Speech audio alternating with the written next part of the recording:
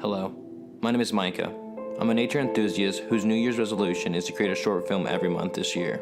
Last spring, I graduated from Arizona State University. I didn't feel cheerful or relieved.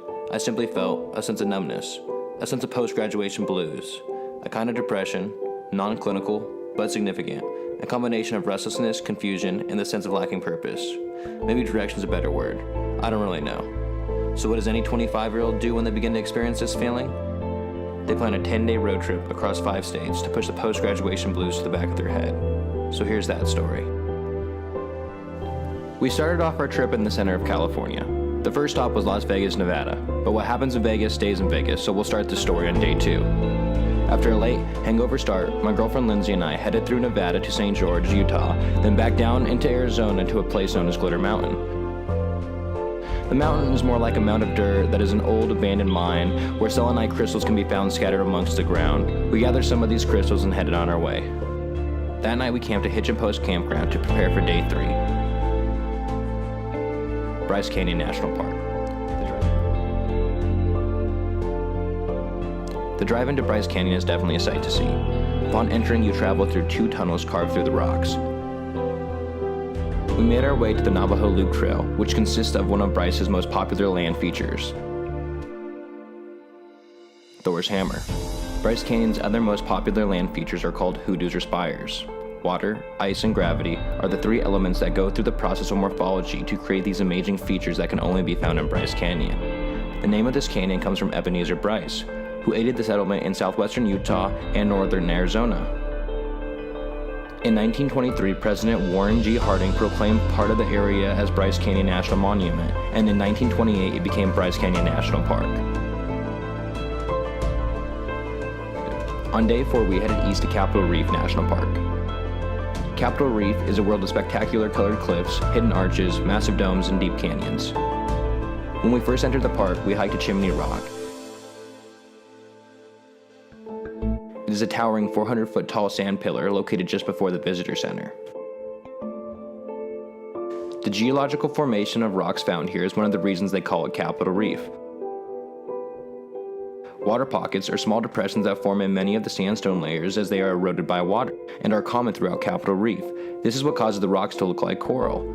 We also hiked to Hickman Bridge, which is a 3-mile hike to a huge natural arc spanning 133 feet wide and 120 feet tall. That was the first of many arches we would see in Utah. So on day 5, we headed east towards Arches National Park. There are over 2,000 arches located within the park's 76,000 acres, as well as an array of other magnificent geological formations. As we entered the park, we drove through a paved scenic route that took us to many of its major viewpoints. The first hikes we did were very short. Our first stop was Balanced Rock and Double Arches.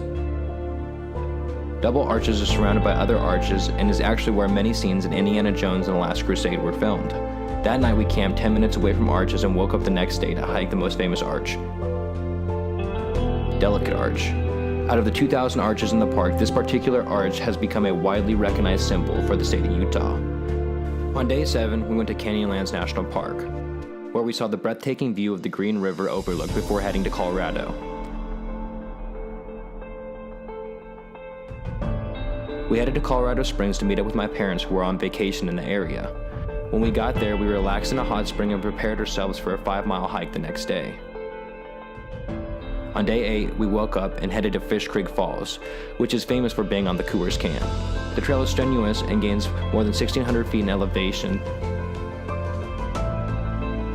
I was quite impressed with my parents' ability to hike the trail with ease. On day 9, we headed to Rocky Mountain National Park.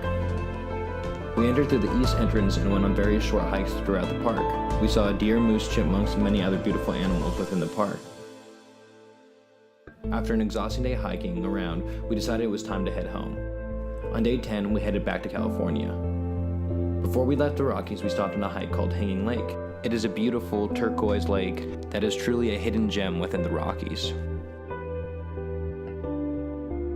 Along the way, we stopped at another national park, Black Canyon of the Gunnison. It is a smaller national park with little funding and rangers present. With 2 million years of work, the Gunnison River, along with other forces of weathering, has sculpted this vertical wilderness of rock, water, and sky. To me, it reminded me of a black, steeper, and narrower Grand Canyon. After that, we left Colorado to head to Four Corners, where we stood in Utah, Arizona, New Mexico, and Colorado all at the same time. It sounds way cooler than it is. It's pretty boring. After that, we went to a place called Mexican Hat Rock. And you can guess, well, it kind of looks like a sombrero, so I guess that's why they call it Mexican Hat Rock. Now finally, our last stop before we headed home was Monument Valley. Monument Valley is most famously known from a scene in the movie Forrest Gump that is much similar to this one. I'm tired. I think I'll go home now. Okay, maybe not that similar. I'm pretty bad at impressions. But this valley is not even really a valley in the conventional sense, but it's rather a wide, flat, sometimes desolate landscape interrupted by crumbling formations rising hundreds of feet in the air, the last remnants of the sandstone layers that once covered this entire region. So that's my story on how I pushed the post-graduation blues to the back of my head and planned a 10-day road trip across 5 states. Thanks for listening.